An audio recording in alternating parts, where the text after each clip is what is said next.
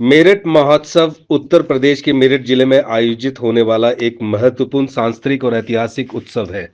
ये महोत्सव क्षेत्र की समृद्ध सांस्कृतिक विरासत, कला, संगीत और परंपराओं का प्रदर्शन करता है। महोत्सव में स्थानीय कलाकारों द्वारा नृत्य, संगीत और नाटकों की प्रस्तुतियां होती हैं, जो दर्शकों को क्षेत्रीय लोक कला और संस्कृति से परिचित कराती हैं। इसके अलावा हस्तशिल्प और पारंपरिक व्यंजन भी महोत्सव का प्रमुख आकर्षण होते हैं। ये आयोजन न केवल मनोरंजन का माध्यम है, बल्कि स्थानीय व्यापार और शिल्पकारों को भी अपनी प्रतिभा दिखाने का अवसर प्रदान करता है। मेरठ महोत्सव सांस्कृतिक एकता और उत्सव धर्मिता का प्रतीक है, जो स्थानीय लोगों के साथ पर्यटकों को भी आकर्षित करता है। महोत्सव में बढ़ चढ़ के स्थानीय स्कूलों ने भी आपका भाग निभाया है।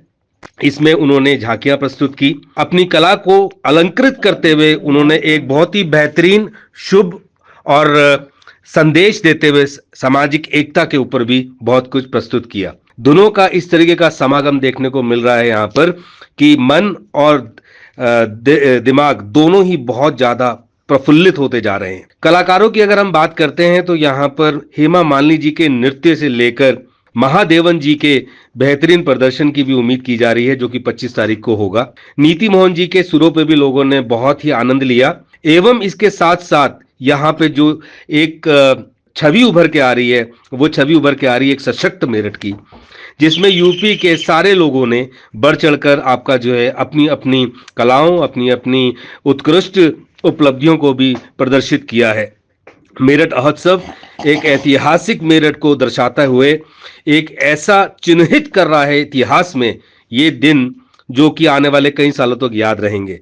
तो जो लोग इसके हिस्सा हैं और जो लोग इसका हिस्सा बनना चाहते हैं, उनसे अनुरोध है कि वो इस मौके को पूरे तरीके से भुनाते हुए एक विस्मृत यादगार अपने लिए संजोएं और यहाँ पर आएं और यहाँ पे सम्मिलित हों। पौधे आदि को जीवन मिलता है, तो चलिए इस धरती माता जो जीवन से भरपूर थी से रूबरू होते हैं। मेरा हर कोना हरा भरा है। मानव, जीव और जंतु को अपनी गोद में मैंने पनाह दी है। अपने अन्न, जल और वायु से हर प्राणी को जीवन का अमृत प्रदान करती हूँ, जो उनके अस्तित्व को संभव बनाता है। खाद्य श्रृंखला में किसी प्रकार का अवरोध नहीं होता, तो परिस्थितिकी तंत्र भी संतुलित रहती है। मैं खुश हूँ तो बारिश भी समय पर होती है, फसलें ठीक तरह से उगती है और जीवन के सभी रूप समृद्धि के साथ फलते फूलते हैं। हाँ धरती माँ, आपके आशीर्वाद से हम अपनी जरूरतें पूरी करते हैं और आपको हरा भरा रखते हैं।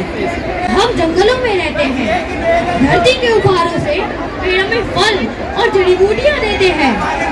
हम वन्य प्राणी जिंदा है तो इन पेड़ों की वजह से, इसलिए हमने अपने पेड़ों को नुकसान नहीं पहुंचाया, क्योंकि हम जानते थे कि इनके बिना हमारा कोई अस्तित्व नहीं।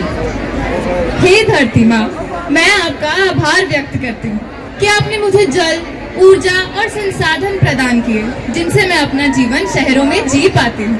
आपने मुझे सब कुछ प्रदान किया है।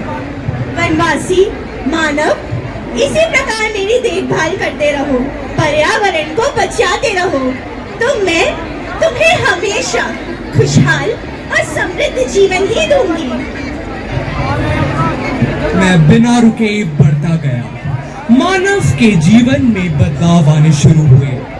उसने नई नई तकनीकें ईजाद की, जिससे वह विकास कर सके।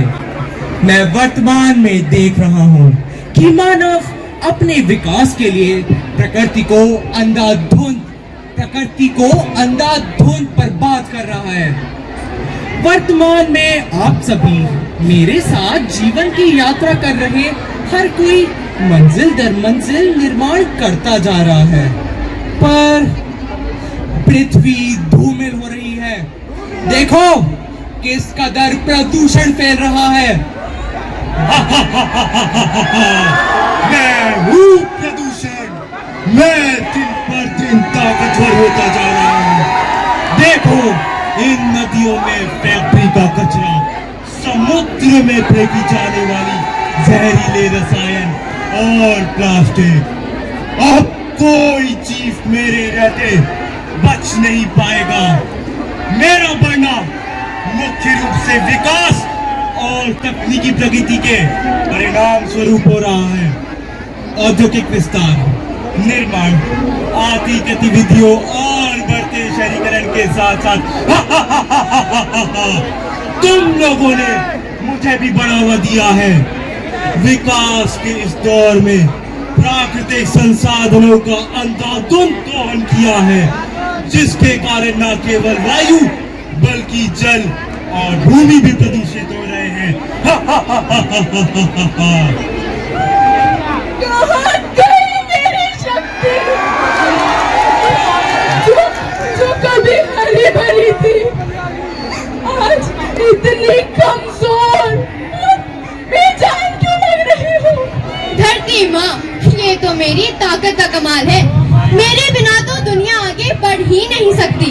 मैंने बड़े बड़े शहरों की रचना की, हाईवेज, फ्लाईओवर्स और स्काई स्क्रैपर्स बनाए, इंसानी जिंदगी को बेहतरीन बनाया है। अरे वाह, तुमने तकनीकी और विकास की दौड़ में मनुष्य का जीवन सरल बनाने के लिए मेरा संतुलन बिगाड़ दिया है। बिल्कुल, मैंने अब इतना विकास किया है कि इंसान चांद तक पहुंच गया है। बड़े बड़े शहरों में लोगों का रहना आसान बनाया, सब कुछ मॉडर्न और एडवांस हो गया है। मैंने तो सिर्फ इंसानों की जिंदगी को अच्छा बनाया है।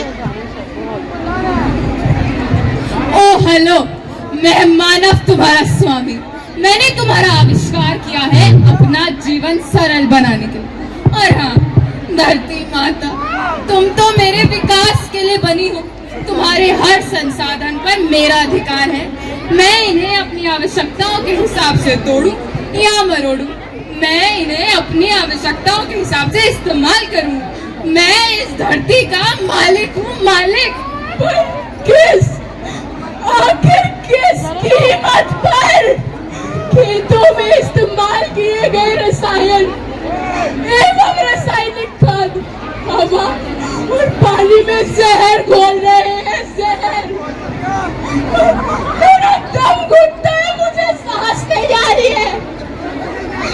खेतों में इनके छिड़काव से मेरी मिट्टी ऐसे जलती है जैसे मानो आपके ऊपर कोई तेजाब डाल दे।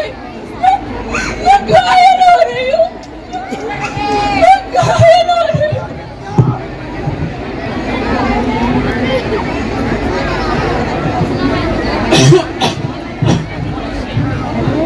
जल रही है धरती और जल रही है रूह। एक ही सवाल, पेड़ कट रहे हैं क्यों? आदमी है मौन गुनहगार, बोलो कौन कर ले खुद से ये सवाल, क्या इंसान भी है तू? नदी में ही गंदगी तो पाप कैसे धोएगी? काट दोगे पेड़ तो अब छाँव कैसे होएगी? तरस रही है बारिशों के बूंदों की तलाश में, खेत पूरा सूखा, फसल कैसे होएगी? धुएं की ये चादर पर ना बादल दिखते आजकल, पिघल रहे पहाड़, बाढ़ आ रही है खासकर, हवा में फैला रहे हैं पॉल्यूशन कारखानों से, जला रहे हैं जमाने को धुएं में गिरा कर। बचा लो अपने नेचर को, 3R यूज करो, नूब नहीं बनो ब्रो, नूब नहीं बनो ब्रो, 3R यूज करो, नूब नहीं बनो ब्रो। कोई तो बचाओ ना, कोई तो सुझाओ ना, साथ मेरे आओ, तुम आवाज तो लगाओ ना। आने वाली जनरेशन को जिंदा नहीं रहना, क्या रहना है तो साथ एनवायरमेंट को बचाओ ना, बचाओ ना, रहना है तो साथ एनवायरमेंट को बचाओ ना। समझे क्या? अपना है दिन ये आज का।